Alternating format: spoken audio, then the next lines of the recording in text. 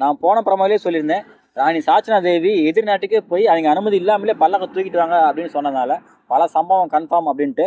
அதன்படி இப்போ 2வது சம்பவம் என்ன அப்படின்ட்டு பார்த்தீங்கன்னா, காலையிலே ராணியின் கட்டளையின் பேரில் தளபதி மஞ்சரியும் சத்யாவும் அந்த பல்லக்க தூக்கிட்டு உள்ளே போயிருந்தாங்க.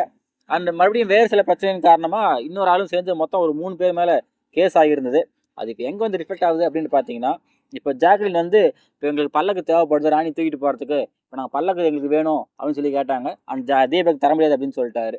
எங்களுக்கு பல்லக்கு வேணும், அது நாங்கள் என்ன பண்ண தருவீங்க அப்படின்னு சொல்லிட்டு ஜாக்லின் கேட்கவும், நீங்கள் ஒன்றும் பண்ண வேணாம், அந்த 3 பேர் வந்து எங்கள்கிட்ட மன்னிப்பு கேட்டால் போதும், நாங்கள் பல்லக்கு கொடுத்துறோம் அப்படின்னு சொல்லிட்டு தீபக் சொன்னார். எங்களுக்கு பல்லக்கு வேண்டும், அதற்கு நாங்கள் இப்பொழுது என்ன செய்ய வேண்டும்? 3 பேர் மன்னிப்பு கேட்க வேண்டும். உடனே சாச்சனா தேவி அரசவையில் ஒரு மீட்டிங்கை போட்டாங்க. மீட்டிங் போட்டு நம்ம மன்னிப்பு கேட்க வேணாம், பார்த்துக்கலாம் அப்படின்னு சொல்லி சொன்னாங்க. ஸோ இதை கேட்டுட்டு போய் ஜாக்லின், நாங்கள் மன்னிப்புலாம் கேட்க முடியாது, எதுக்கு தான் மன்னிப்பு கேட்டுகிட்டே இருக்கணுமா அப்படின்ட்டு கேட்டாங்க.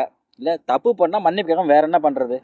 மன்னிப்பு கேட்க வேண்டாம், புரிகிறதா? மன்னிப்பெல்லாம் கேட்க முடியாது, என்ன தப்புக்கும் மன்னிப்பு கேட்கணும், காலை உழுந்துட்டே இருக்கணுமா? ஒரு பக்கம் ராஜா பேசவே மாட்டேங்கிறாரு, தீபக் தான் பேசி சமாளிச்சுட்டு இருக்காரு. இன்னொரு பக்கம் ராணி எதையாவது பேசி வச்சிடுறாங்க, அதை சமாளிக்க தளபதி மஞ்சரியும் ஜாக்லின் ஏதாவது பேசிட்டு இருக்காங்க. ஏன்ப்பா பிக் பாஸ், உங்களுக்கு ராஜா ராணி போஸ்டிங்கு வேற ஆளே கிடைக்கலையா? நேத்தே ராணி கண்ணீர் விட்டு அழுதுட்டாங்க, என்னை எல்லாருமே காலையிலேருந்து கலாச்சிட்டே இருக்காங்க அப்படின்ட்டு.